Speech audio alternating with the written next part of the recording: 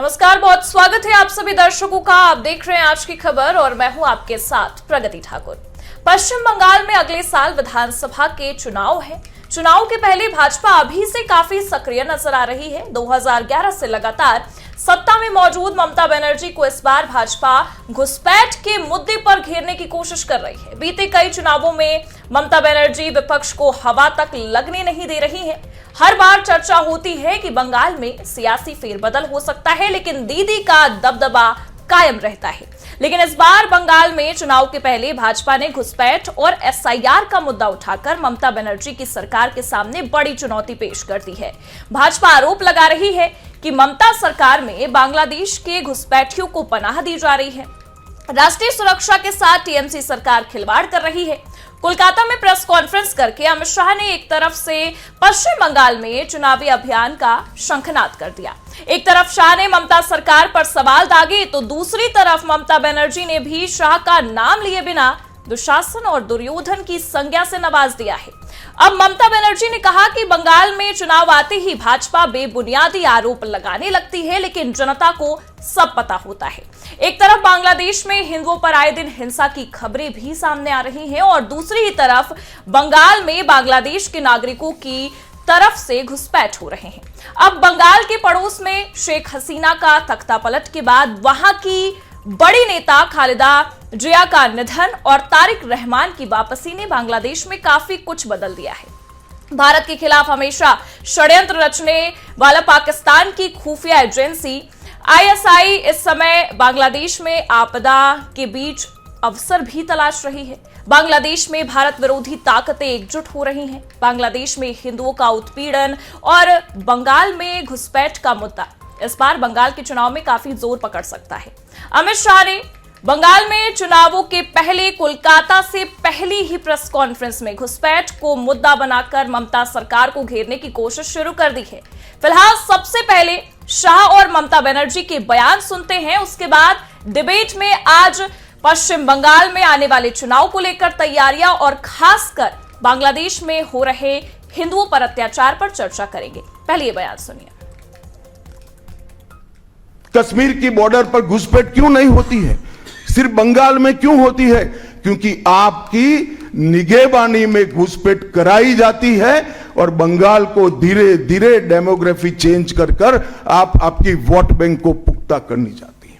मगर ये लंबा नहीं चलेगा।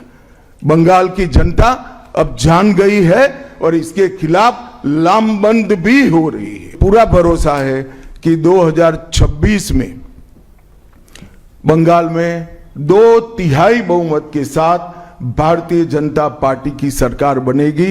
ये बंगाल की जनता तय कर कर बैठी है। तृणमूल कांग्रेस घुसपैठ नहीं रोक सकती।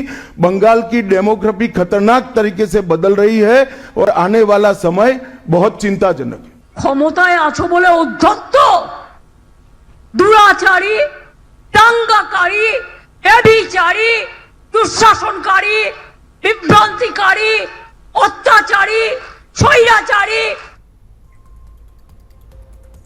तो वहीं बांग्लादेश में लगातार जिस तरीके से हिंदुओं पर अत्याचार हो रहा है वो मुद्दा वैसे भी गर्माता नजर आया और अब पश्चिम बंगाल में आप देख सकते हैं अमित शाह के पहुंचते ही चुनावी बिगुल भी बजता नजर आ रहा है और ये साफ दिखाई दे रहा है कि आरोप प्रत्यारोप का दौर शुरू हो चुका है। एक तरफ अमित शाह ममता सरकार पर सवाल खड़े करते हैं तो दूसरी ही तरफ ममता बनर्जी भी कई सारे सवालों को जन्म देती नजर आ रही हैं और भारतीय जनता पार्टी पर भी सवाल उठा रही है और साफ कह रही है कि जैसे ही चुनाव नजदीक आते हैं वैसे ही भारतीय जनता पार्टी आरोप लगाती नजर आ जाती है। चलिए इसी मुद्दे पर आज बातचीत करेंगे। हमारे साथ तमाम मेहमान भी जुड़े हुए हैं। बीजेपी से चंद्रेश कुमार सिंह हमारे साथ जुड़े हुए हैं। आपका बहुत बहुत स्वागत है चंद्रेश जी। और हमारे साथ हमारे कंसल्टिंग एडिटर शेखर आनंद त्रिवेदी जी भी जुड़े हुए, बहुत बहुत स्वागत है। सबसे पहले चंद्रेश जी आपके पास आएंगे और बांग्लादेश के मुद्दे से ही डिबेट की शुरुआत करेंगे क्योंकि ये मुद्दा अहम हो जाता है बात करने के लिए। लगातार देखिए हत्या हो रही है, पहले दीपू चंद्र दास की हत्या, फिर अमृत मंडल की और आज एक और मामला निकलकर सामने आया बजेंद्र विश्वास का। क्या कर रही है सरकार और किस तरीके से रणनीति बन रही है? क्योंकि लगातार देखिए पूरे देशव्यापी आंदोलन भी नजर आ रहे हैं और बांग्लादेश में हिंदुओं पर हो रहा अत्याचार सबसे अहम मुद्दा हो जाता है पश्चिम बंगाल में आने वाले चुनाव के मद्देनजर देखते हुए। क्या कर रही है सरकार? जो आपने नाम गिनाए ये बेहद कम है। इसके अलावा हजारों और लाखों ऐसे नाम हैं जो भी मीडिया में नहीं आए हैं। बांग्लादेश में सिर्फ 2-3 लोगों की हत्याएं मात्र नहीं हुई है, वहां हजारों लाखों महिलाओं के साथ बलात्संग हुए हैं, नाबालिग बच्चियों के साथ बलात्संग हुए हैं, वृद्धों के साथ अपमानजनक व्यवहार हुए हैं, हजारों लाखों पिछड़े और अनुसूचित जाति के हिंदुओं के वहां घर फूंक दिए गए हैं। तो बांग्लादेश में जो भी कुछ हो रहा है वो बेहद चिंताजनक है और भारत सरकार बांग्लादेश के मुद्दे पर पैनी नजर गड़ाई हुई है। बहुत जल्द बांग्लादेश की सरकार से हम उम्मीद करते हैं कि वहां के हिंदुओं के हालात में स्थिरता लाएगी। यदि बांग्लादेश की सरकार ने स्थिरता नहीं बरती तो उसको भारी कीमत चुकाने पड़ सकते हैं। हमारे बीएसएफ के जवान, हमारे आर्म फोर्सेस और हमारी सरकार पैनी नजर बांग्लादेश पर लगाई हुई है और बांग्लादेश की हर गतिविधि पर हम बहुत ही बारीकी से सोच रहे हैं, विचार कर रहे हैं और हम बांग्लादेश की सरकार से उम्मीद करते हैं कि वो हालात को नियंत्रित करे। अन्यथा भारत को बांग्लादेश में इन हिंदुओं के उत्पीड़न को रोकने के लिए कठोर कदम उठाने पड़ सकते हैं। लेकिन चंद्रेश जी, उसी कठोर कदम का इंतजार कर रहे हैं भारत के नागरिक, क्योंकि देखिए कई बार ऐसी चीजें होती नजर आई। हर बार ये सवाल उठता है कि विशेष समुदाय के लोग हिंदू पक्ष के लिए आवाज उठाते नजर नहीं आते, लेकिन इस बार देश में जो तस्वीरें निकलकर सामने आ रही है वो अलग है। हिंदुओं के साथ साथ मुस्लिम पक्ष के भी तमाम लोग आवाज उठाते नजर आ रहे हैं और बार बार सरकार से ये बड़ी मांग कर रहे हैं कि आखिरकार सरकार ने आवाज क्यों नहीं उठाई, क्या रणनीति बना रही है सरकार, क्योंकि पहले 2 मामले हाईलाइटेड हुए थे, लेकिन आज एक बार फिर से ये मामला निकलकर सामने आ रहा है। और एक तरफ आप देखिए अमित शाह पश्चिम बंगाल में चुनावी बिगुल बजाते नजर आ रहे हैं और दूसरी तरफ ये मामला काफी ज्यादा संगीन हो जाता है और सरकार पर सवाल उठते हैं कि आखिरकार चुनावी रणनीतियों पर नजर है, लेकिन ये इतना बड़ा मुद्दा है, इस पर नजर क्यों नहीं? सिर्फ चुनावी रणनीति पर हमारी नजर नहीं होती, देश के आंतरिक और बाह्य हर मुद्दे पर भारतीय जनता पार्टी की सरकार की नजर होती है। अमित शाह जी ने जिस तरह से पश्चिम बंगाल में प्रेस कॉन्फ्रेंस किया और प्रेस कॉन्फ्रेंस के माध्यम से उन्होंने बांग्लादेश में बढ़ते हुए घुसपैठ, अराजकता, अपराध, हिंसा, गरीबी और बेरोजगारी के सवाल उठाए। राष्ट्रवाद और राष्ट्रीयता के मुद्दे पर भी उन्होंने पश्चिम बंगाल की मुख्यमंत्री ममता बनर्जी को घेरने का काम किया और उन्होंने बताया कि जिस तरीके से पश्चिम बंगाल के मुख्यमंत्री एनआरसी का विरोध की, एसआईआर का विरोध की और एसआईआर के प्रारंभ होते ही हमने देखा कि बांग्लादेशी घुसपैठिए बड़े पैमाने पर बांग्लादेश को लौटने पर मजबूर हुए। हम पूरे देश में बांग्लादेशियों को चिन्हित करेंगे और अवैध घुसपैठियों को भारत से बाहर निकालने का काम करेंगे। आपने जो चिंता व्यक्त की, हर देश की अपनी सॉवरेनिटी होती है और हम हर देश की स्वतंत्रता और संप्रभुता का सम्मान करते हैं, लेकिन मैं बार बार कहता हूं कि बांग्लादेश अखंड भारत का अभिन्न अंग है। इसलिए बांग्लादेश में पाकिस्तान में होने वाली हर गतिविधि हमारे लिए बहुत मायने रखती है। बांग्लादेश में हिंसा भड़काकर, वहां पर हिंदुओं का खुलेआम कत्लेआम कराकर भारत पर मानसिक दबाव बनाने की कोशिश कुछ विदेशी ताकतों द्वारा की जा रही है, जिस मंसूबे को हम कामयाब नहीं होने देंगे। लेकिन हमें दुख और पीड़ा इस बात कि राहुल गांधी विदेशों में जाकर भारत के लोकतंत्र पर सवाल खड़ा करते हैं, लेकिन उन्होंने बांग्लादेश पर अभी भी कोई सवाल खड़ा नहीं किए। मैं पूछना चाहता हूं कि क्या राहुल गांधी और कांग्रेस के लोग बांग्लादेश में जाकर मोहब्बत की दुकान खोलने का काम करेंगे? ये मुद्दा राहुल गांधी का नहीं है, इस वक्त सरकार से सवाल किया जा रहा है, क्योंकि बांग्लादेश काफी अहम हो जाता है। हालांकि सरकार की भी रणनीतियां अभी तक उजागर होती नजर नहीं आई हैं। हम आपके पास फिर से आएंगे। शेखर जी, आपसे जानना चाहूंगी, देखिए लगातार ये मामला तूल पकड़ता नजर आ रहा है। अभी पश्चिम बंगाल में आगामी चुनाव है, लेकिन उससे पहले बांग्लादेश में इस तरीके से हिंदुओं पर अत्याचार होता नजर आया। ऐसे में जो बांग्लादेश की सरकार है उसकी मंशा को लेकर भी सवाल उठ रहा है कि अचानक से बांग्लादेश में हिंदुओं पर क्यों अत्याचार हो रहा है, और पाकिस्तान का भी नाम आता नजर आ रहा है, उसका भी जिक्र हो रहा है। ये समझना चाहेंगे आपसे कि अचानक से ये चीजें इतनी ज्यादा क्यों बदली। यहां पर एसआईआर को लेकर घुसपैठ पर सवाल उठ रहे हैं और घुसपैठियों को बाहर किया जा रहा है, और वहां पर ये तस्वीरें। देखिए, हम 2 हिस्सों में इस पूरी बात को समझ सकते हैं। एक बात तो यह है कि जब 2007-8 में तारिक रहमान जो खालिदा जिया के बेटे हैं, जो अभी कुछ दिन पहले वापस बांग्लादेश पहुंचे हैं, उनका बड़ी गर्मजोशी से वहां की जनता ने स्वागत किया है। इनको भ्रष्टाचार, मनी लॉन्ड्रिंग और तरह तरह के आरोप इन पर लगे थे और इनको देश छोड़ करके भगना पड़ा था और ये हलफनामा देना पड़ा था कि मैं राजनीति में कभी वापस नहीं लौटूंगा। तो 2008 के बाद से ये बाहर थे अपने परिवार के साथ में। खालिदा जिया को ये एडवांटेज दिया गया था चूंकि इन्होंने हलफनामा दिया था कि आप बांग्लादेश में रह सकती हैं, लेकिन वो पिछले 15 साल से करीब जो है वो एक तरीके से नेपथ्य में थी, राजनीति के नेपथ्य में थी। कहीं पर भी उनकी पार्टी का कोई इस तरीके का सरोकार नहीं था, कोई इस तरीके की हरकत नहीं थी जो उनको सत्ता तक लेकर के आ सके। और इस बीच में शेख हसीना की सरकार थी जो 2024 में अपदस्थ हो गई और वहां से उनको भागना पड़ा, अपना देश छोड़ करके भागना पड़ा। अब यहां पर स्थिति यह है कि 2024 में आखिर ऐसा क्या हुआ था जिसकी वजह से शेख हसीना को बांग्लादेश छोड़ करके भागना पड़ा। खालिदा जिया की तबीयत लंबे अरसे से ठीक नहीं थी और जो पॉलिटिकल वैक्यूम विपक्ष, मतलब अगर वो खालिदा जिया न रह जाती और तारिक अनवर न लौटते तो जो वैक्यूम बांग्लादेश की राजनीति में एक पैदा होता, उसमें चाहे वो यूनुस हो या जमात इस्लामी हो, इस तरीके के ऐसे तमाम संगठन थे या जो वैक्यूम पैदा हो रहा था उस समय पे, उसी का नतीजा था कि जो हमें इस समय वहां पर यूनिट सरकार दिखाई देती है वो उसी स्टूडेंट जो आग जली वहां पर, जो स्टूडेंट का पूरा एक अभियान चला, आंदोलन हुआ, उसका नतीजा हमें इस रूप में देखने को मिलता है जिसमें शेख हसीना को बांग्लादेश छोड़ करके भागना पड़ा। ये है बांग्लादेश की हकीकत।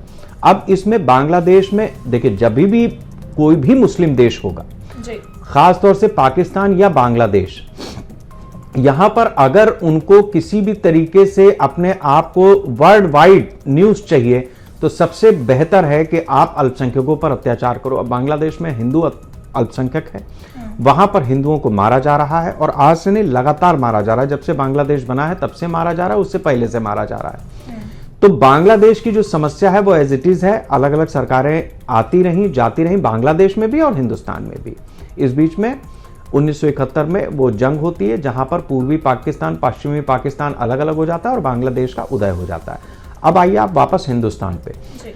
बड़ी खबर यह है कि आज खुद देश के गृह मंत्री अमित शाह बंगाल जाते हैं। बंगाल में उनका दौरा होता है, वहां पर वो एक प्रेस कॉन्फ्रेंस करते हैं जिसमें वो घुसपैठियों पर सीधा प्रहार करते हैं, ममता बनर्जी सरकार को सीधे कटघरे में खड़ा करते हैं और कहते हैं कि चुन चुन कर घुसपैठियों को हम वापस भेजेंगे। अब यहां से दो चीजें तय होती हैं। एक चीज तो यह होती है कि जो एसआईआर का काम चल रहा है उसमें किस तरीके से कितने घुसपैठिए भारत छोड़ करके जाते हैं। लाइन लगी हुई है वहां बॉर्डर पर, हम देख भी रहे हैं, लेकिन वो कितने निकल पाते हैं, कितने वापस जाते हैं, ये एक सवाल है। उससे भी बड़ा सवाल यह है कि बांग्लादेश में जो हिंदुओं पर अत्याचार हो रहा है वो तो अपनी जगह है जी। 2021 में जब पश्चिम बंगाल का चुनाव निपटा, ममता बनर्जी की जब सरकार बनी, उसके बाद पश्चिम बंगाल में इतनी अराजक स्थिति बनी, इतनी बुरी तरह से हिंसा हुई कि पश्चिम बंगाल, मतलब भारत के ही हिंदुओं को, पश्चिम बंगाल के हिंदुओं को पश्चिम बंगाल छोड़कर वहां से भागना पड़ा और असम में जाकर के शरण लेनी पड़ी। ये एक बॉटम लाइन ट्रुथ है। 2021 के पश्चिम बंगाल चुनाव के नतीजों के बाद जब ममता बनर्जी सरकार में आ गई, उस समय धनखड़ वहां पर राज्यपाल हुआ करते थे जो बाद में उपराष्ट्रपति बने। रिपोर्ट्स पे रिपोर्ट्स आती रही, केंद्र सरकार ने किसी तरीके का कोई ऐसा कदम नहीं उठाया जिससे हिंदुस्तान में ही रहने वाला हिंदू ये महसूस कर पाता या उसको अपनी जगह से पलायन करने पर मजबूर ना होना पड़ता। तो ये एक स्थिति है जिसको लेकर के हमको आगे चलना है इस चर्चा में, और इस बात को समझना है कि जो बांग्लादेश में हो रहा है वो एक विषय है जो पश्चिम बंगाल चुनाव से जोड़ा भी जा सकता है, नहीं भी जोड़ा जा सकता है, लेकिन भारत के लिए वो खतरा है। बांग्लादेश में जो कुछ हो रहा है वो अपने आप में खतरनाक है। उससे भी बड़ा खतरा जो हमारा आंतरिक है, उससे निपटने की क्या रणनीति है, ये हम आगे चर्चा में लेके आएंगे। ठीक है, हमारी चर्चा में हमारे एक और मेहमान जुड़ चुके हैं, विदेश मामलों के खास जानकार हैं जितेंद्र खुराना। जितेंद्र जी, बहुत बहुत स्वागत है आपका। आपके पास आऊंगी सीधे इस मामले की तह तक पहुंचने के लिए, क्योंकि बहुत जरूरी है इस पर भी चर्चा करना, क्योंकि लगातार देखिए इस मामले में पाकिस्तान का नाम निकलकर सामने आ रहा है। बांग्लादेश में जो कुछ भी हिंदुओं पर अत्याचार हो रहा है, लेकिन अब सवाल ये उठता है कि आखिरकार पाकिस्तान और बांग्लादेश की जो दोस्ती है और जो करीबी जो उनकी रणनीतियां हैं वो भी कई समय से देखने को मिल रही हैं और कई बार चीजें भी साफ होती नजर आई। अचानक से उनकी दोस्ती होने लगती है और उनकी करीबी जो रणनीतियां हैं वो भी उजागर होती नजर आती है। तो क्या लगता है, पाकिस्तान का नाम कई बार सामने आ रहा है और पाकिस्तान को ही इसका मुख्य केंद्र समझा जा रहा है जो हिंदुओं पर अत्याचार बांग्लादेश में हो रहा है। तो कैसे देख रहे हैं आप इसे, हम समझना चाहेंगे आपसे। हाँ, सभी को नमस्कार। मेरी आवाज आ रही है? जी जी, आ रही है आपकी आवाज।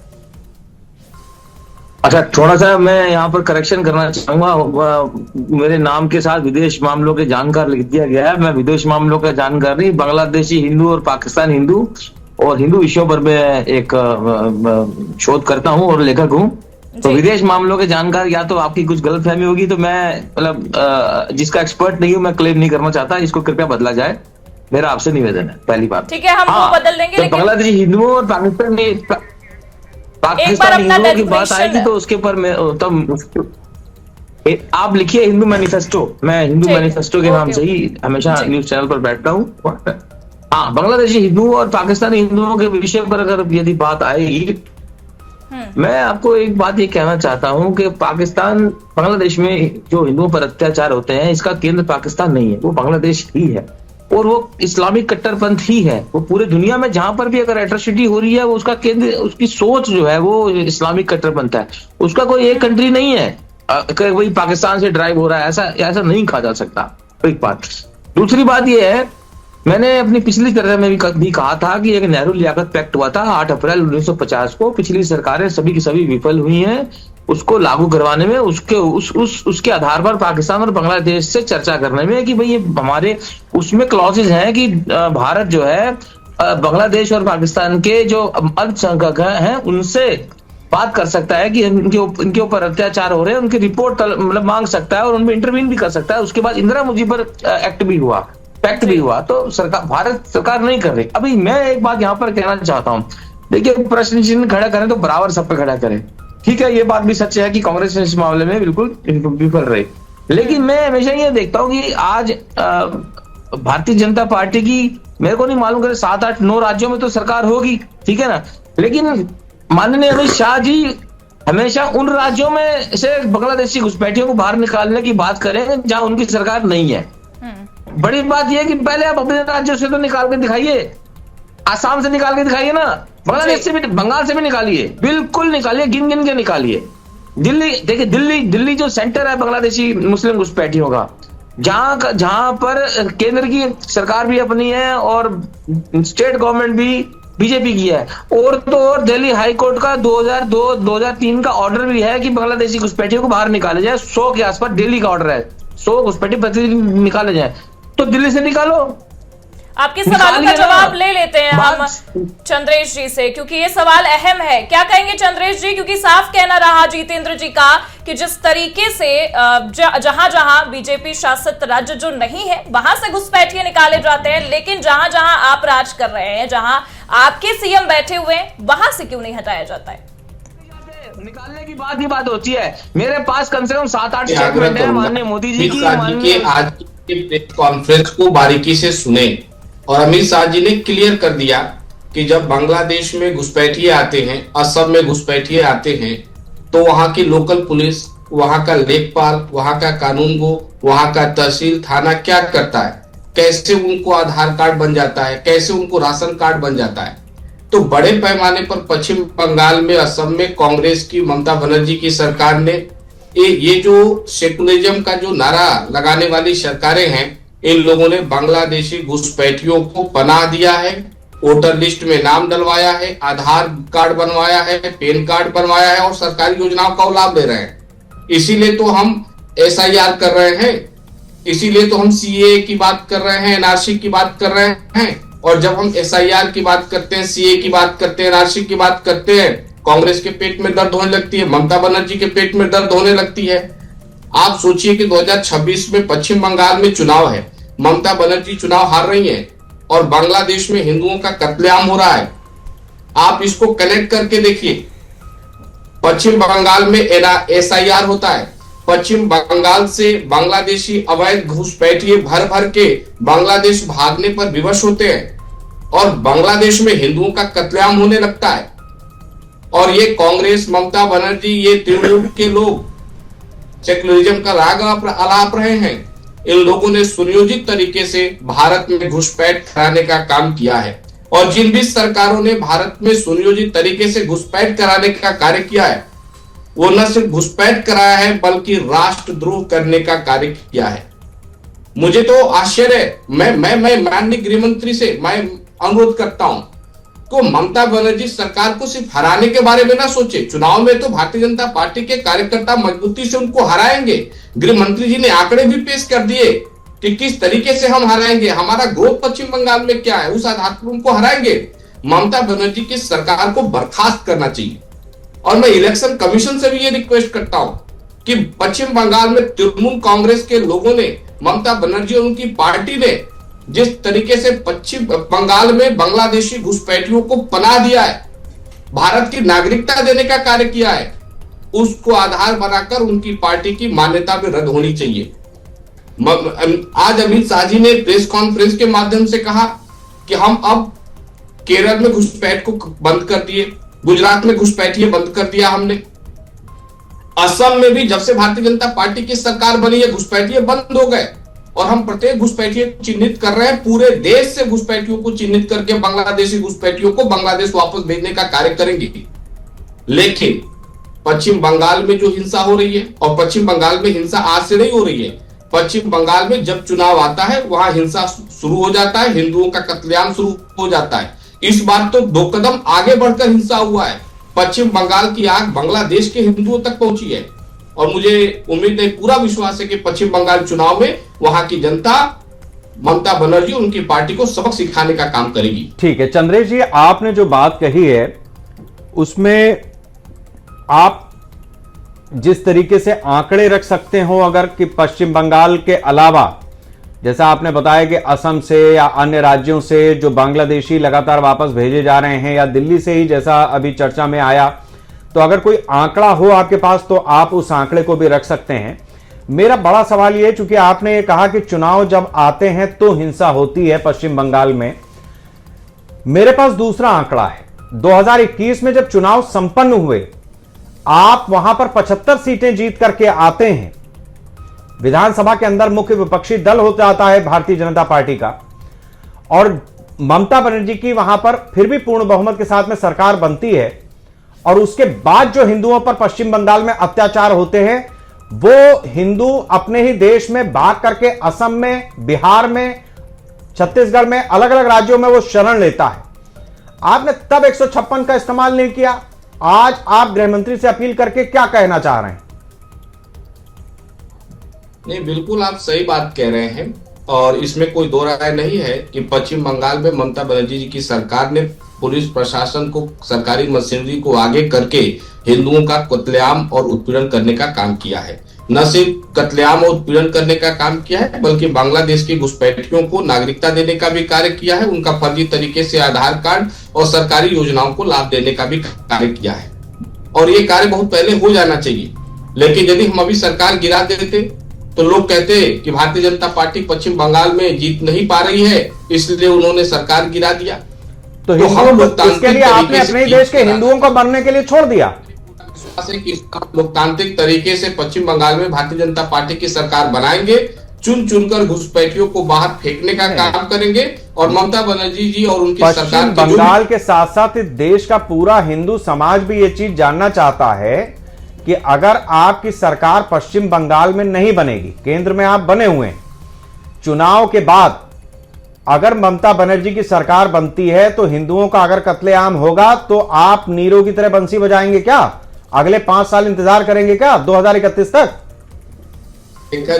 शेखर जी, बड़ी ईमानदारी के साथ मैं आपको बता देना चाहता हूं, पश्चिम बंगाल की जनता ने यह मन बना लिया है कि इस बार ममता बनर्जी को सबक सिखाने जा रहे हैं और भारी बहुमत के साथ, 2/3 बहुमत के साथ भारतीय जनता पार्टी पश्चिम बंगाल में सरकार बनाने जा रही है। और जिस दिन भारतीय जनता पार्टी की सरकार बनेगी, शपथ ग्रहण के अगले दिन से ही बांग्लादेशी अवैध घुसपैठियों पर कार्रवाई शुरू हो जाएगी और यदि जरूरत हुआ तो तृणमूल कांग्रेस को, उसके पार्टी के नेताओं को, स्वयं ममता बनर्जी को कानून के कटघरे में खड़ा करा के भारतीय जनता पार्टी सजा दिलाने का काम करेगी। चंद्र जी, आप पॉलिटिक्स में हैं, मैं आपके सामने एक और तथ्य रखता हूं, आप जरा इस बात को समझिएगा।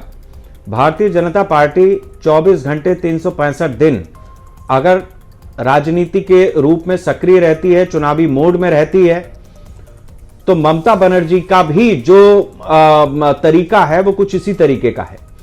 और आपको शह और मात के खेल में स्थिति यह है कि आप तब मात खाते हैं जब ममता बनर्जी के कई लोगों को चुनाव से ठीक पहले पश्चिम बंगाल में आप अपनी पार्टी में ज्वाइन करवाते हैं।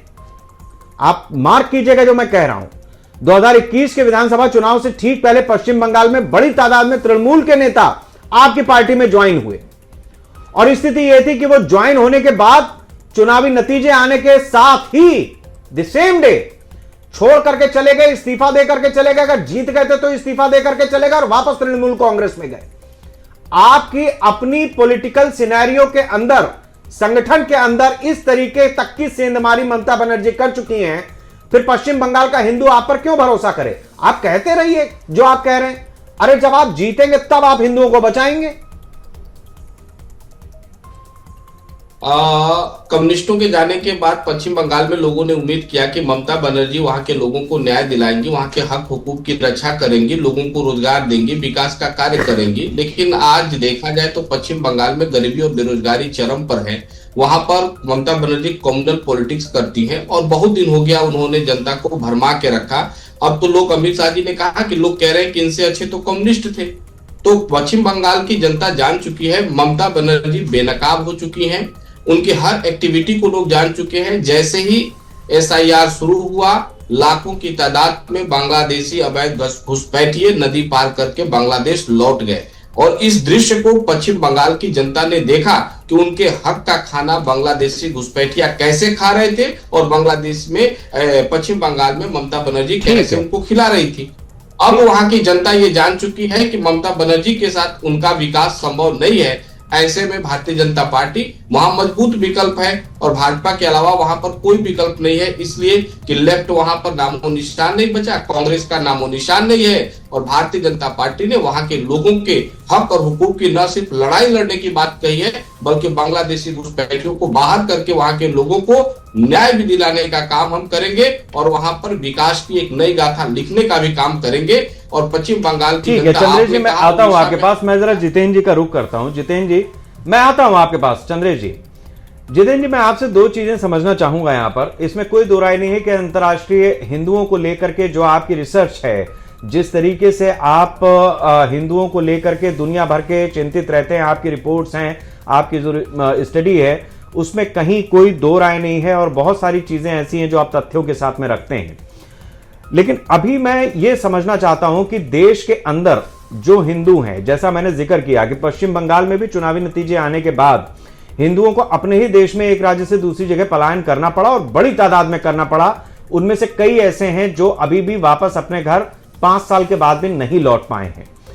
तो सबसे पहले तो मैं ये समझना चाहूंगा कि इसमें भी कोई दो राय नहीं है कि बांग्लादेश से जो घुसपैठ होती रही है बंगाल में, और जिस तरीके का रूट डेवलप हुआ है, उसमें बहुतायत में हिंदू असुरक्षित तो हुआ है, लेकिन उसकी परिणति यह होगी कि अपने ही देश में छोड़ करके भागना पड़े अपना घर हिंदुओं को, और सरकार बैठी रहे, एक सरकार तमाशा देखती रहे और दूसरी सरकार तमाशा करवाती रहे। ये अपने आप में जो आपकी स्टडी है, इस पर जरा सा रोशनी डालिए कि हम इसको कैसे समझें। मैं आपको कई उदाहरण दे सकता हूं, लेकिन मैं अभी की स्थिति में ना सर्वश्रेष्ठ उदाहरण दूंगा मणिपुर का। ज्यादा पुरानी बात नहीं है। मणिपुर में मैतेई हिंदू और कुकी समुदाय के बीच में ST स्टेटस को लेकर के 2-2.5 साल पहले सबसे बड़ा संघर्ष हुआ।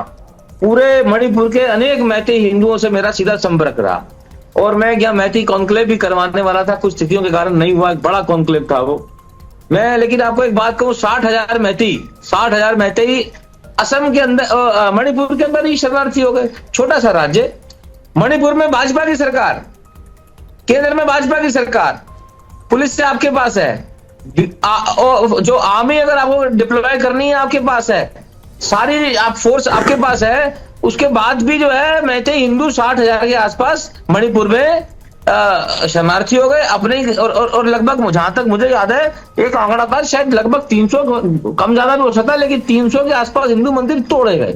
ओके, तो मैं आपको कहना ये चाहता हूं कि हमने कांग्रेस के ऊपर अनेक प्रश्न चिन्ह खड़े करे हैं, हमने उनको छदम सेक्युलरिज्म भी कहा है, लेकिन हम अगर भाजपा के ऊपर अगर प्रश्न खड़े करने करें तो शुरू करें तो भाजपा के नेता उसको झेल नहीं सकते।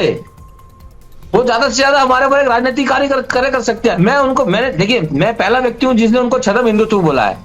छदम हिंदुत्व की ओर भाजपा बढ़ चुकी है, बातें कर रहे हैं खाली। अब मैं अभी ये जो बात कह रहा हूँ इसका भी मुझे कुछ हो सकता है, कोई हानि झेलनी पड़े, कोई ना कोई। नहीं, ठीक मैं है, आपको मैं इसीलिए अच्छा, मैं यही चाहता हूँ, सुनिए जितेंद्र जी, उसमें क्या है कि हमारी चर्चा डिरेल हो जाती है। देखिए आप रिसर्चर हैं, आप अध्ययनकर्ता हैं इस देश के, आपका एक एक शब्द और हमारे टेलीविजन पर आपका जो एक एक मिनट जा रहा है उसमें हमारे दर्शकों को कुछ मिले।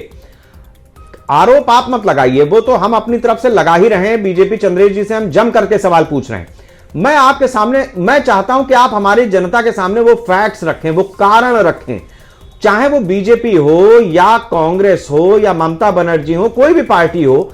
हमारे देश का जो एडमिनिस्ट्रेशन है, हमारे देश का जो लॉ एंड ऑर्डर है, वो कैसे पंगु हो जाता है, और खास तौर से ऐसे लोगों के सामने जो अपने ही देश में हिंदुओं को भटकाने पर मजबूर कर रहे हैं। जो मणिपुर में हुआ या पश्चिम बंगाल में हुआ, कल को उत्तर प्रदेश में भी हो सकता है। हाँ देखिए, मैंने आपको पिछली बार हाईलाइट करी थी, लगभग 6 लाख पुलिस कर्मियों की कमी है, लगभग 6 लाख पुलिस कर्मियों की शॉर्टेज है। हर स्टेट में पुलिस की शॉर्टेज है। इंटरनल सिक्योरिटी किसके हाथ में है? पुलिस के हाथ में।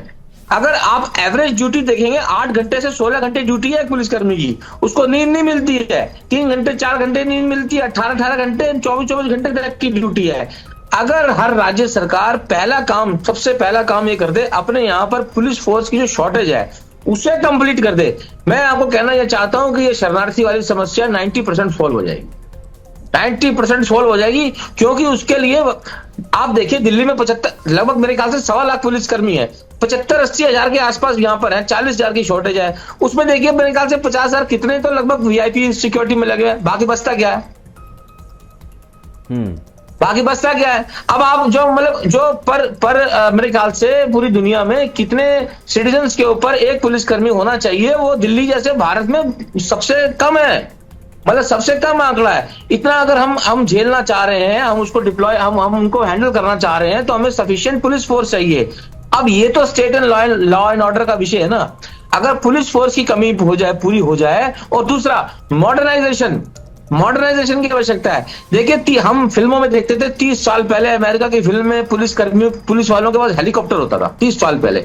यहाँ पर हमारे पुलिसकर्मियों के पास आज तो नए इतने सारे स्टार्टअप्स हैं ड्रोन्स के।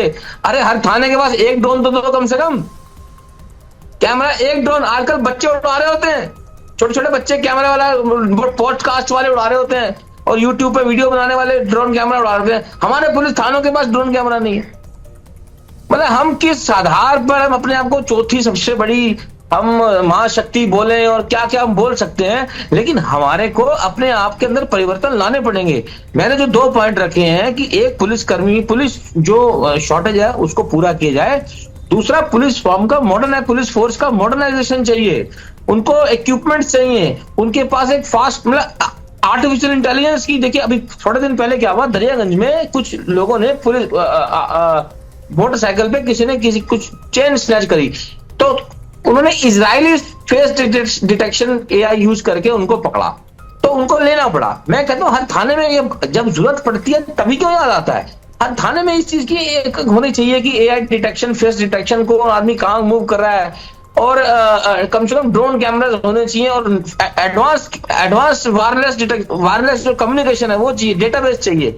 तो मेरा यहाँ पर ये कहना है कि अगर हम अपने पुलिस जो इंफ्रास्ट्रक्चर है उसको ही अगर अच्छा कर लें तो समस्या सॉल्व हो सकती है। अगर मणिपुर में ऐसा होता तो मैं आपको पक्का कह रहा हूं कि वहां पर ये 60,000 मैती हिंदुओं के शरणार्थी बनने की स्थिति नहीं है। ठीक है, अब जितेंद्र जी मैं दूसरी चीज समझना चाहता हूं। असम में कोकराझार राइट्स हुए थे, वहां पर बांग्लादेशी झंडा फहरा दिया गया, बांग्लादेश के असम के अंदर और उस समय भी बड़ी संख्या में भारतीय जो है असमिया ही अपने ही राज्य में शरणार्थी हो गए। ठीक है, अब मैं आपसे दूसरी चीज समझना ये चाहता हूं जितेंद्र जी, आपने बड़ी महत्वपूर्ण बात कही, इसके ऊपर हम चंदेल जी से जवाब लेंगे। मैं दूसरी चीज ये समझना चाहता हूं कि चाहे वो बांग्लादेश का हिंदू हो, वो भी भारत सरकार से कह रहा है कि हमें बचाओ हमें बचाओ। हिंदुस्तान में किसी प्रदेश में, चाहे वो पश्चिम बंगाल हो, चाहे मणिपुर हो, चाहे असम हो, जहां पर भी इस तरीके की घटनाएं होती हैं, वहां का भी हिंदू एडमिनिस्ट्रेशन से, पुलिस से ही ये उम्मीद रखता है कि उसे कोई बचाने वाला आ जाएगा। अब सवाल इस बात का है कि हिंदुओं की ये जो मानसिकता है या जो ये सोचने का तरीका है, थोड़ी सी रोशनी इस पर डालें कि हिंदू पलट करके मारता क्यों नहीं है, मार खाता क्यों है, और ये क्यों सोचता है कि हमें बचाने के लिए कोई आ जाएगा।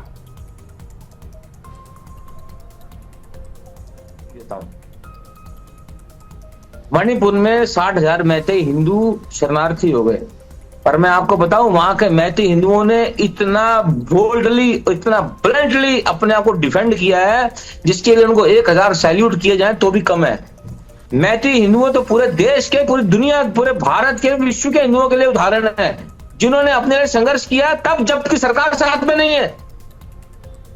आपको बता रहा हूं, उन्होंने, देखिए, कुकी ट्राइब्स के पास इतने सोफिस्टिकेटेड वेपन बर्मा से आ रहे, कहां से आ रहे, रॉकेट लॉन्चर, ऐसे सोफिस्टिकेटेड वेपन जो आर्मी के पास होते हैं, कहां से ला रहे थे वो, उनको उन्होंने खुद, देखिए, कानून तो टूटा, अब सिक्योरिटी या तो जनता सरकार करे, नहीं कर पा रही, तो उन्होंने उठाए ना, आप न्यूज देखिए, बहुत सारे इंटरव्यूज हुए, बहुत कुछ हुआ, उन्होंने शस्त्र उठा के जो युद्ध लड़ा है। मैं कह रहा हूं मैतेई हिंदुओं के इतिहास में ऐसा बड़ा युद्ध, ऐसा चमत्कारी युद्ध किया, उनको मैं प्रणाम करता हूं, उनकी वीरता को प्रणाम करता हूं, मैं उनके शौर्य को, जो उन्होंने उदाहरण खड़ा कर दिया। और यह उदाहरण जो है कश्मीर के कश्मीरी पंडित नहीं कर सके।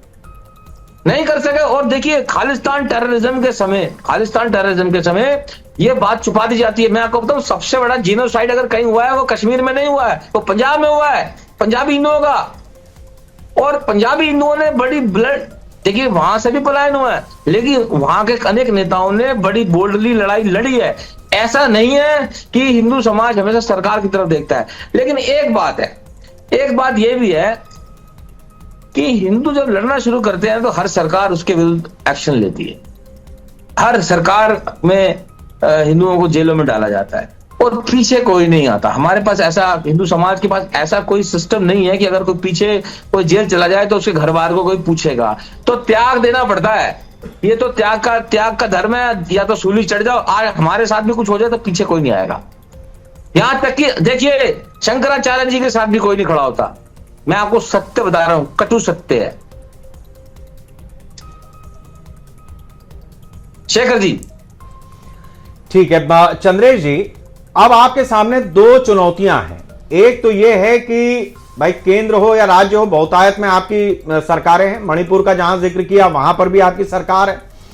हमने चर्चा भले बांग्लादेश और पश्चिम बंगाल को लेकर के की हो, लेकिन यह चूंकि एक व्यापक समस्या है और हिंदुओं पर जिस तरीके का अत्याचार होता है, बंगाल में भले अमित शाह जाकर के ये बात कह दें कि हम चुन चुन कर वापस भेजेंगे, लेकिन स्थिति यही है कि जो भी हिंदू है उसको ये लगता है कि बीजेपी, अगर हम बीजेपी को जिता देंगे या हमारे इस तरीके की आप भी ये कहते हैं कि अगर हम आ गए तो हम सबको बता देंगे, लेकिन आपके आने के बाद भी क्या उत्तर प्रदेश से सारे बांग्लादेशी चले गए, मध्य प्रदेश से चले गए, राजस्थान से चले गए, दिल्ली से चले गए, जिस बात का जितेंद्र जी जिक्र कर रहे थे अभी? एक बात यह है।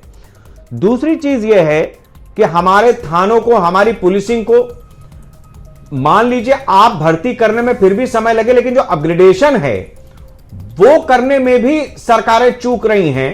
इसकी जिम्मेदारी किसकी है? देखिए शेखर जी, 2-3 बातें आपने कही। सबसे पहली बात तो आपने मणिपुर को लेकर किया। मणिपुर पर हमने कई डिबेट किए हैं और मुझे आश्चर्य है कि मणिपुर की जो वास्तविक समस्या है उस पर लेकर कम न्यूज चैनल वालों ने डिस्कशन किया है।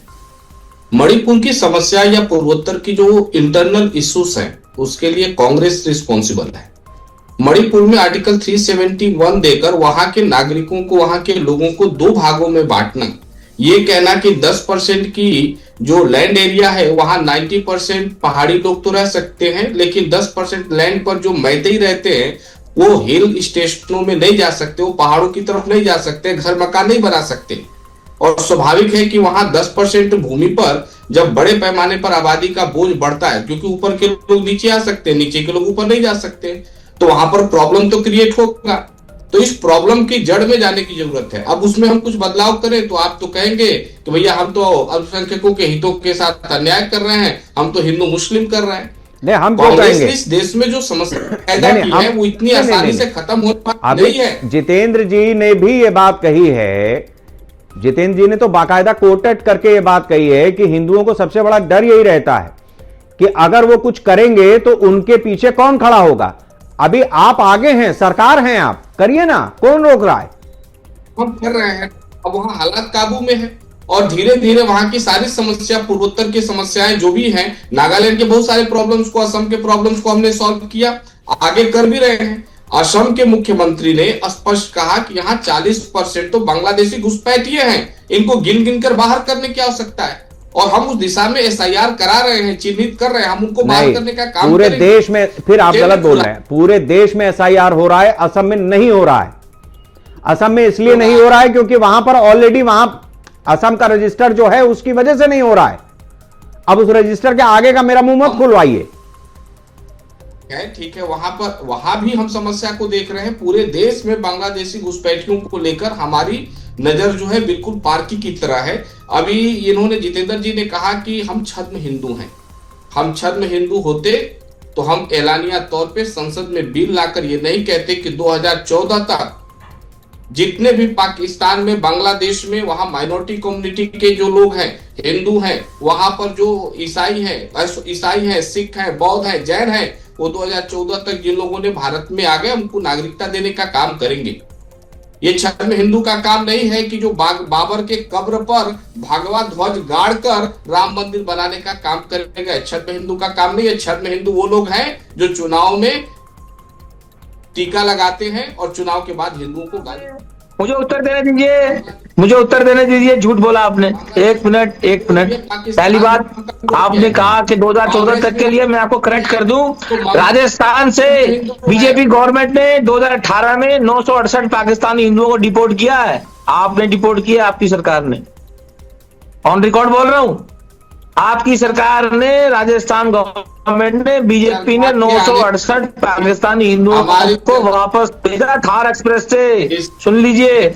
और राम मंदिर का क्लेम आप नहीं कह सकते, वो सुप्रीम कोर्ट से ऑर्डर आया है। वक्फ बोर्ड ने शंकराचार्य और निर्मोही अखाड़े के वो एग्रीमेंट, मैंने ना जजमेंट जो है सुप्रीम कोर्ट होने से पहले ओरिजिनल एग्रीमेंट मेरे हाथ में था, पूज्य शंकराचार्य जी ने स्वयं मेरे हाथ में दिया था। ठीक है, I was not allowed to speak on media that time. मैं आपको कहना ये चाहता हूँ कि वक्फ बोर्ड ने पूज्य शंकराचार्य और निर्मोही अखाड़े के सामने अपना दावा वापस लिया, तब जाकर सुप्रीम कोर्ट ने ऑर्डर दिया है। आपने क्या करा उसमें? आपने क्या करा है? ठीक है, आप अपनी बात कह लें तो फिर हम अपनी बात करा उसमें। नहीं, आप बताइए, आपने क्या करा उसमें? वही तो CAA और NRC कांग्रेस की सरकार लेकर इस देश में नहीं आई। बांग्लादेशी घुसपैठियों राम मंदिर पे बताइए, राम मंदिर पे आपने क्या किया? आपने क्लेम किया हमने बाबा की खुराना साहब, मेरी जितेंद्र जी, मेरी चर्चा इधर की उधर हो जाएगी। एक मिनट रुक जाइए, पहले जवाब आ जाने दीजिए। अभी वो राम मंदिर पे बहुत आराम से उलझेंगे।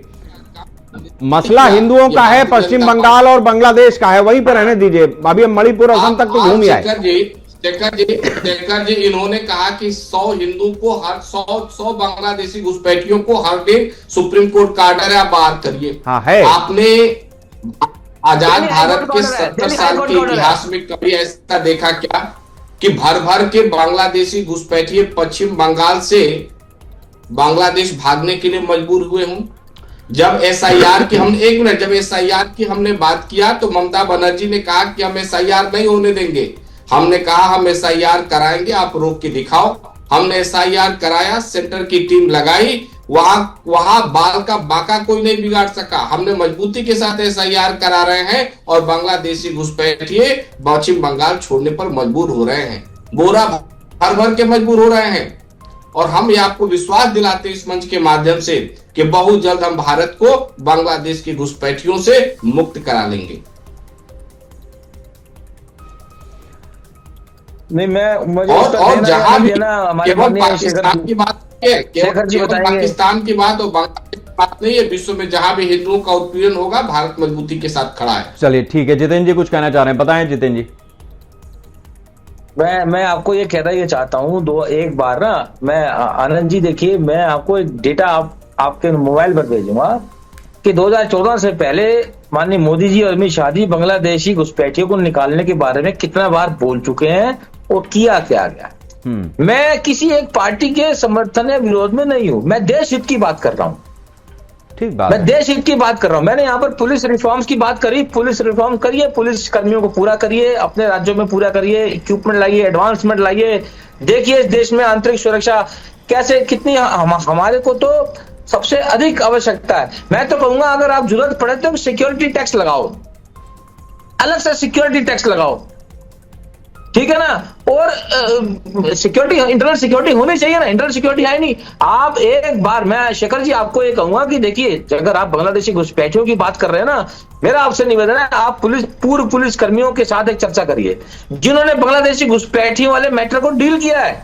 अब नहीं तो मैं दूंगा आपको, क्योंकि देखिए मेरे को पुलिस कर्मी बताते थे, कहते हैं हम पकड़ लेते थे 5 पुलिस बांग्लादेशी घुसपैठी है, हमारे साथ समस्या उनकी को कह रहे हैं, उनके साथ समस्या ये हो जाती है इनको खिलाए कैसे।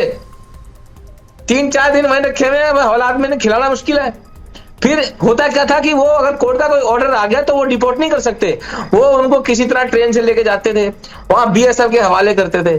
बीएसएफ ले बीएसएफ फिर बॉर्डर पार करके बांग्लादेश की फौज को कहती थी, वो कहते थे हमारा है ही नहीं है, और वो उनको छोड़ना पड़ता था। वो वापस, वो कहते हैं पुलिस कर्मी बताते हैं, कह रहे हैं इससे पहले कि वो वापस आए वो घुसपैठिया वापस आया होता था। ठीक बात है, ये रियल बता रहा हूं मैं आपको। नहीं आपकी बात, मैं खुद भी उन जगहों पे रिपोर्ट्स कर चुका हूं चंद्रे जी। इस तरीके की स्थितियां रहती हैं। जिस बात का जिक्र जितेंद्र जी कर रहे हैं वो ऑर्डर भी मेरे सामने आया, और उस समय पर जो सरकार थी उसने कुछ हरकतें की भी। मतलब हरकत का मतलब ये कि कुछ एक बसें चली भी जो पश्चिम बंगाल में बांग्लादेश के बॉर्डर तक उन घुसपैठियों को लेकर के गई भी। ऐसा नहीं है कि शून्य बटे सन्नाटा रहा हाईकोर्ट के आदेश के बाद। लेकिन स्थिति यह है कि अगर उस दिन से और आज दिन तक 100 लोग भी बाहर हो रहे होते, अरे 10 भी हो रहे होते, तो दिल्ली का एक बहुत बड़ा हिस्सा बांग्लादेशियों से खाली हो गया होता। लेकिन ऐसा हुआ नहीं। आज योगी जी उत्तर प्रदेश में इसी बात को लेकर परेशान है, राजस्थान की सरकार भी परेशान है, मध्य प्रदेश में भी आपकी सरकार है, वहां की भी सरकार परेशान है। अभी आप जाकर के जब पश्चिम बंगाल में कहते हैं कि हम चुन चुन कर वापस भेजेंगे, और स्थिति यह है कि अगर आप भेज पाए ना भेज पाए, आप जीते ना जीते, वो तो बात की बात है, 26 में पता चलेगा। 21 के बाद जो नजारा हमने देखा हम उसको कैसे भूल जाएं। अपने ही देश में लाखों हिंदू शरणार्थी हो गया, पश्चिम बंगाल से भाग करके असम चला गया, और दूसरी तरफ आप बांग्लादेश से होने वाली घुसपैठ को रोक नहीं पाए। भाई बॉर्डर पर तो सेंट्रल फोर्स ही लगी हुई है ना। यह बात भी जितेंद्र जी की सही है कि जब तक वो पुलिस वाला छोड़ करके लौटता है उससे पहले घुसपैठिया अपनी वापस जगह पे पहुंच चुका होता है। उनका नेटवर्क इतना तेज है।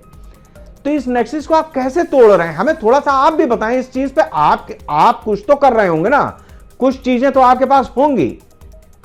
आप 2-4 उदाहरण ऐसे दें कि हमने ऐसे ऐसे किया और इसका नतीजा ये हुआ। शेखर जी, अमित शाह जी जब प्रेस कॉन्फ्रेंस कर रहे थे तो उन्होंने एक बात कही कि हम बांग्लादेश पश्चिम बंगाल की बॉर्डर पर बैरिकेडिंग करना चाहते हैं। पश्चिम बंगाल की सरकार जमीन नहीं दे रही है, तो स्वाभाविक है कि पश्चिम बंगाल की सरकार बांग्लादेश को, देशी घुसपैठियों को बांग्लादेश में पनाह देने का काम कर रही है। असम में आजादी के बाद लंबे समय तक कांग्रेस की सरकार रही और लगभग वहां की आबादी के 40% तक बांग्लादेशी घुसपैठिए हो गए। क्यों हो गए? हमारी जब से सरकार आई केंद्र में, हमने सीमाओं से घुसपैठ को रोकने का काम किया है। नए घुसपैठ बहुत कम मात्रा में हुए हैं और हम अब इस बात पर पहल कर रहे हैं कि हम बांग्लादेशी घुसपैठियों को चिन्हित करें। आपने कहा कि हम निकाल दें। यदि हम जल्दीबाजी में कोई निर्णय लें और उस प्रक्रिया में एक भी सही व्यक्ति जो भारत का नागरिक है, यदि गलती से वो बांग्लादेश चला जाए, पाकिस्तान चला जाए, तो शायद आप उसको चिन्हित करके हजारों सवाल हमसे पूछेंगे। हम नहीं चाहते हैं कि जल्दीबाजी में कोई गलती हो।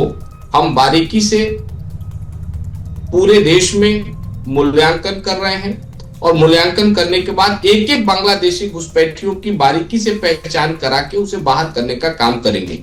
पश्चिम बंगाल में एसआईआर शुरू हुआ, मैं बार बार ये बात कह रहा हूं कि अभी तो हमने भेजा ही नहीं, लोग खुद ही छूट छूट भाग रहे हैं। जिसको जहां से जैसे पॉसिबल हो रहा है वो भी तो भागने का काम कर रहे हैं, तो अभी जो भाग रहे हैं उनको भागने दीजिए ना, फिर हम भगाने का भी काम करेंगे, चिन्हित करके उनको बसों में भरकर, उनको हवाई जहाज में भरकर बांग्लादेश में भेज देंगे। क्या दिक्कत है? पाकिस्तान के होंगे पाकिस्तान में भेज देंगे। कांग्रेस की सरकारों में मैं बार बार देशवासियों को यह कहना चाहता हूं कि कांग्रेस की सरकार ने सेक्युलरिज्म की आड़ में भारत विरोधी गतिविधियों को जो बढ़ावा दिया है, उससे देश कांग्रेस को और इन सेक्युलर पार्टियों को कभी माफ नहीं करेगा। बांग्लादेश में पुलिस किसके हाथ में, पुलिस किसके करे या हाथ ना में? करे, देखिए ऐसा है चंद्रेश जी, दो तीन चीजें आप समझिए, प्रैक्टिकली आप इस चीज को समझिए। 1947 में क्या हुआ और उसके बाद जो सरकारें रहीं उन्होंने क्या किया, इसको लेकर के हम और आप बहुत देर तक बहस नहीं कर पाएंगे। आप जब तक सही और गलत के फेर में चीजों को जिस तरीके से या जिस मंथर गति से चीजें चल रही हैं, पीढ़ियां बदल जाएंगी। आप मेरी बात समझिए, स्थिति यह है कि वहां से घुसपैठ जितनी तेज है, आपके निकालने की प्रक्रिया उतनी तेज नहीं है।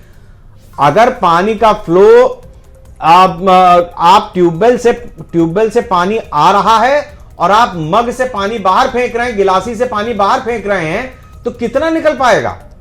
आप मेरी बात इस बात की गंभीरता समझिए। मग से पानी निकालेंगे ही नहीं, सुनिए शेखर जी, हम मग से पानी नहीं निकालेंगे, हम बंधा तोड़ देंगे। हम एक ही बार बंधा तोड़ देंगे, सारा पानी पश्चिम बंगाल में चला जाएगा। हम मग से क्यों निकालेंगे भाई? मैं तो कह रहा हूं कि पानी भरने दीजिए, जितना भर गया उसको भरने दीजिए, अभी सड़ने दीजिए, जो खुद ही फ्लो होके बाहर निकल जाएगा। ठीक है, नहीं निकलेगा हम बंधा तोड़ देंगे, सब एक साथ निकल जाएगा। जितेंद्र जी, जो बीजेपी स्ट्रेटेजी लेकर के चल रही है, केवल चंद्रेश जी पे रहिएगा, ओवरऑल मत जाइए।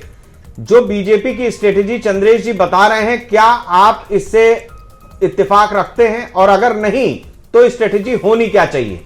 मेरा बड़ा स्पेसिफिक सवाल है। नहीं, मैं देखिए चंद्रेश जी का इस चर्चा में एक ही उद्देश्य था, बंगाल का चुनाव, और वो 2/3 बहुमत से जीत रहे हैं उनके अनुसार।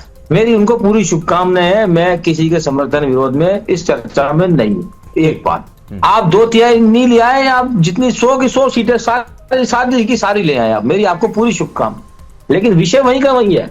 आपने अगर भर भर के ले जाने हवाई जहाज से, तो आप असम से क्यों नहीं लेके जाते हवाई जहाज से? आप हेलीकॉप्टर पूरे के पूरे मतलब पूरी लगा दीजिए ना, वहां पे सब कुछ लगा दीजिए, वहां पे असम से निकालिए पहले, तो सबसे पहले आपके राज्यों में दिल्ली से निकालिए आप। मैं आपको एक बात और कहना चाहता हूं शेखर जी, देखिए ये भी एक विषय है। मैं अगर चंद्रेश जी से पूछूं, चंद्रेश जी आप अपने आप को भारत का नागरिक प्रमाणित करिए, कैसे करोगे?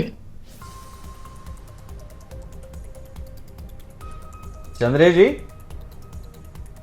जी से मैंने पूछा कुछ, अच्छा सवाल। आप अपने को भारत का नागरिक प्रमाणित करिए, कैसे करोगे? कौन सा डॉक्यूमेंट दिखाओगे आप? कौन सा डॉक्यूमेंट दिखाओगे?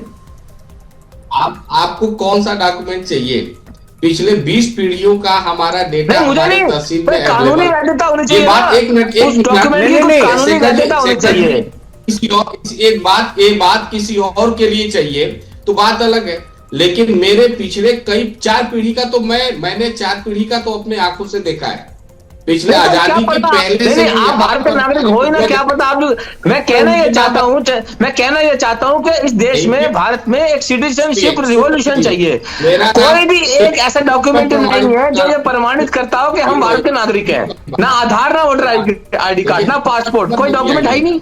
पहली बात, एक मिनट चंद्रेश जी आप शांत हो जाइए, आपकी गलती नहीं है। चंद्रेश जी आपके पास आ रहे हैं, पहले इनकी बात पूरी हो जाने दीजिए। एक मिनट, मैं आता हूं आपके पास। चंद्रेश जी, हाँ आप अपनी बात करें। अरे एक मिनट, मेरी बात तो सुनिए। अरे इनको शांत कराइए, मान्यवर शांत हो जाइए, शांत। चंद्रेश जी 1 मिनट रुक जाइए, मैं आऊंगा आपके पास। जितेंद्र जी मेरे पास समय कम हो रहा है, आप जल्दी से अपनी बात करें। चंद्रेश जी मैं आ रहा हूं, वरना बात नहीं पूरी हो पाएगी। ये बात चुप तो करें, ये चुप तो करें, आप बोलिए। हाँ मैं ये कह रहा हूं, देखिए बात ये है कि एक ऐसा डॉक्यूमेंट, हमारे पास कोई ऐसा डॉक्यूमेंट ही नहीं है ये प्रमाणित करने के लिए कि इस देश का नागरिक कौन है। तो नागरिक कौन है, नागरिक कौन नहीं है, कैसे प्रमाणित होगा? आधार वोटर आईडी कार्ड कोई डॉक्यूमेंट ही नहीं है, तो देश फिर आप- मीडिया इस पर मैं- चर्चा करे, आप चर्चा करें भाई, आप एक ऐसा सुनिए। चलिए सिटीजनशिप ठीक है, हमने आपकी बात समझी। रेवोल्यूशन चंद्रेश जी, अब मैं आपसे समझना चाहूंगा, ऐसे कोई भी डॉक्यूमेंट जो प्रचलन में है, चाहे वो हमारा ड्राइविंग लाइसेंस हो, आधार हो, हमारा जन्म प्रमाण पत्र हो, स्कूल का सर्टिफिकेट हो, वगैरह वगैरह, ऐसे बहुत सारे कागज बनाने के लिए न सिर्फ बाकायदा रैकेट्स चल रहे हैं, बल्कि स्थिति यह है कि बगल में हमारे रायबरेली है, रायबरेली में 52,000 जन्म प्रमाण पत्र बना दिए गए 12 पंचायतों में, और कहां कहां के किस किस के बने हैं उनका ठौर ठिकाना कहां है वो पता नहीं। तो ये जब हमारे देश में इतने बड़े बड़े छेद हैं, सुराख हैं, छेद नहीं है, वो पूरा पूरा गड्ढा बना के रखा हुआ है, आप कहां तक छांटेंगे, कैसे छन्नी लगाएंगे उसमें? शेखर जी, मैं आपको एक एक बात बता रहा हूं, जरा ध्यान से सुनिएगा। मोदी सरकार के आने के बाद जन्म प्रमाण पत्र को लेकर हमने कानून बनाए, और अब जन्म प्रमाण पत्र बनाना किसी के लिए भी इतना आसान नहीं है। मैंने खुद अपनी बच्ची का जन्म प्रमाण पत्र बनवाया है, और पूरे जन्म प्रमाण पत्र बनवाने की प्रक्रिया में लगभग 1 महीना ब्लॉक पर पहले आपका वेरिफिकेशन हो रहा है, फिर तहसील में जा रहा है, तहसील में अरे चंद्रेश वेरिफिकेशन जी, होने के बाद मैं वही कह रहा हूं, जो जेन्युइन काम करवा रहा है उसके लिए सारी नियम हैं। यहां इसे मैं आपको जो बता रहा हूं, ये 52,000 अभी बने हैं, अभी पिछले 6-8 महीने में, साल भर में, और 900 कुछ हैं जिनको योगी जी नलिफाइड कर पाए, उनको निरस्त किया गया। बने 52,000 हैं। आप ईमानदार आदमी हैं, आपको बनवाने में 1 महीना लगेगा, यहां 1 घंटे में बन रहा। जो चिन्हित हो रहे हैं वो निरस्त हो रहे हैं ना। कांग्रेस की सरकार में तो चिन्हित भी नहीं, फर्जी तरीके से जन्म प्रमाण पत्र, फर्जी तरीके से मृत्यु प्रमाण पत्र, जो जैसा चाहे वैसा बन जाए। कोई 10 साल पहले का मरा हुआ है, वोटर लिस्ट में नाम पड़ा हुआ है, हम SIR करा रहे हैं, तो ये विरोध करेंगे। ठीक, इन्होंने एक सवाल खड़ा किया जो सबसे महत्वपूर्ण बात है कि नागरिकता को लेकर जब हम बांग्लादेशी घुसपैठियों को बाहर करने की बात करते हैं, तो सेकुलर लोग हमारे सिटीजनशिप पर सवाल खड़ा करते हैं। सिटीजनशिप कौन सिटीजन है, सिटीजनशिप कैसे मिलती है? भारत के संविधान में आर्टिकल 5 से लेके 11 तक बड़े स्पष्ट रूप से लिखा गया है कि कौन भारत का नागरिक होगा। अब मैं आता हूं, यदि मुझे अपनी नागरिकता सिद्ध करनी हो तो मेरी 3 पीढ़ियां आजादी से पहले तक तो मैं ही जानता हूं, और हर व्यक्ति जो भारत का नागरिक है वो अपनी कम से कम 3 पीढ़ी को तो जानता होगा। और पता चला कि तीसरी पीढ़ी उसकी या दूसरी पीढ़ी पश्चिम बांग्लादेश की है, पाकिस्तान की है, ठीक है, ठीक दूसरी पाकिस्तान की, तो आज जी। भारत का नागरिक चंद्रेश कैसे जी, हो जाएगा? समय हमारे पास बहुत कम है, बहुत आपके इन्हीं सवालों का जवाब हम जितेंद्र जी से ले बात सकते यह है हैं। कि एक ऐसा डॉक्यूमेंट चाहिए जो भारत की नागरिकता का एक सर्टिफिकेट हो। मेरा यहाँ पर यह कहना है, हमारे पास एक ऐसा रिफॉर्म की आवश्यकता है। मेरा यह कहना है कुल मिलाकर कि के आज की चर्चा में कम से 2-3 बिंदु आ गए हैं। एक तो पुलिस रिफॉर्म की जरूरत है, और हमारे जो लोग सीमा पर तैनात हैं या जो अंदर एडमिनिस्ट्रेशन है उसको ज्यादा पारदर्शिता की जरूरत है।